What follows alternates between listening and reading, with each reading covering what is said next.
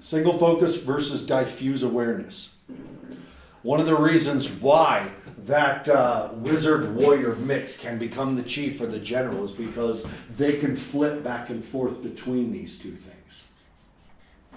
They can experience the chaos of the battlefield, and they can sit down and plan the strategy piece by piece. So up here are our wizards and our jesters. Down here are our warriors and our bards. The bard must pay attention to the emotional environment going on around them, and it's popping like popcorn. And they are constantly on alert and guard to see how the environment and energy of the environment is changing so that they may fit the role perfectly. Again, they lose themselves in their environment. Whereas the wizard, you say, hey, put on your shoes, we got to go in 5 minutes. And 5 minutes later you walk up and the kid's still sitting on the step and they're looking off into space and they're holding one shoe in their hand and the other's 8 steps up behind them. And you go, you got to put on your shoes. And they go, okay! You're like, I just told you to put on your shoes. I told you 5 minutes ago. I will! And they just like they're in doing some mad experiment and they're very focused on mixing these two chemicals, and you pound on the door and they go, God, what? And they get so angry when you disrupt their focus. It just really pulls them out of their journey. And that's because they're single focused. Be totally silent upstairs. We know our son would be upstairs doing something. Dylan, what? He would be so mad. We're like, time for dinner. Jerk. And he would come down and he'd just, okay. And you're like, did you think about how you spoke to me? What do you mean? When I said it was time for dinner? I said what? It's like, did you know how you said what? No.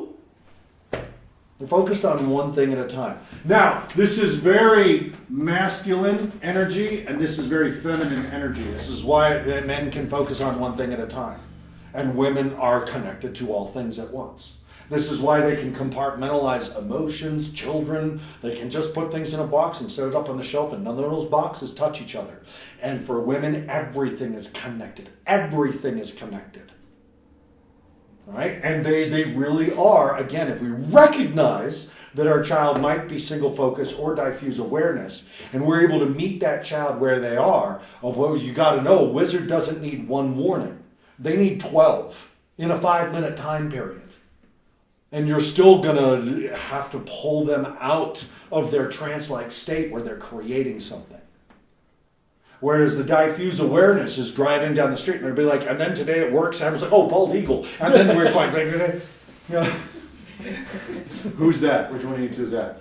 You see all the animals on the side of the road? No, he sees all the animals. But I see the shopping malls. But I gotta interject this story in like 30 seconds. We're in Italy for our honeymoon. She gives me directions that drives us into a walled 1,300-year-old city that's only pedestrians. And pretty soon I'm sweating like we are on a treadmill because we are on this mall with people walking around us and we're lost. And she's like, I don't know what we're going to do. Let's turn here. And we're trying to figure out the problem together. And she goes, oh, look, Desi, a push store.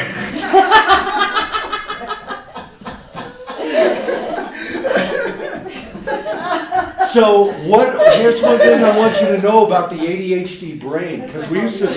You better have stopped and taken her to that store. I hope you stop. We like to say, oh, they can't focus. Oh, they can't focus. You know, they can focus on everything. No, what it actually is a kid or an adult with ADHD. Their brain doesn't prioritize what they see.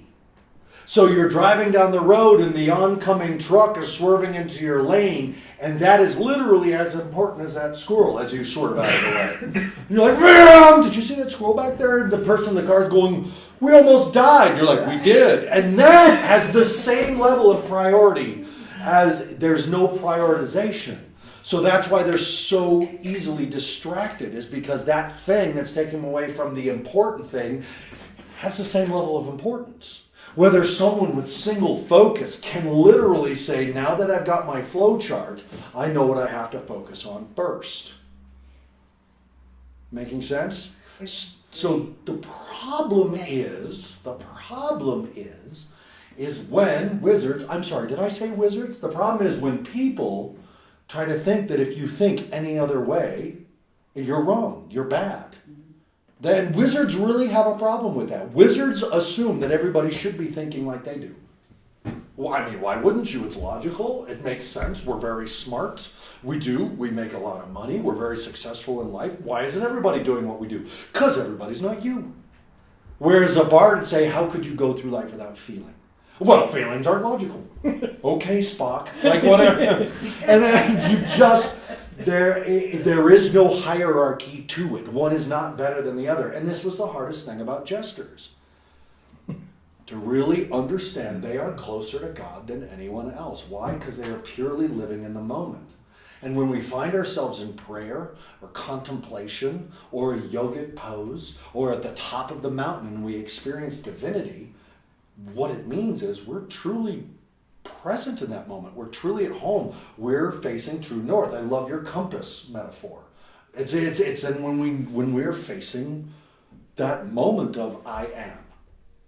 And that's what the jester is. I am. I be. I am that I am, and that's all that I am. I am being. I'm not doing, I'm not thinking, I'm not feeling. I'm being. So it's easy to say, oh, they're self-centered. No, they're centered. And they're themselves at all costs. To this day, you can always walk into the facility and look at the socks. You can always tell a jester by their socks. They're wearing two different ones. Are their egos underdeveloped? Are they overdeveloped? Do they have low serotonin production? Well, that's up to the wizards who are analyzing human behavior. But you can look at a jester and see two completely different types of socks. And they're most likely wearing purple somewhere on their body. I was thinking yesterday, we had a therapist we've been working with for a long time, and we love her a lot. And she recently got engaged and is moving on to the next part of her life.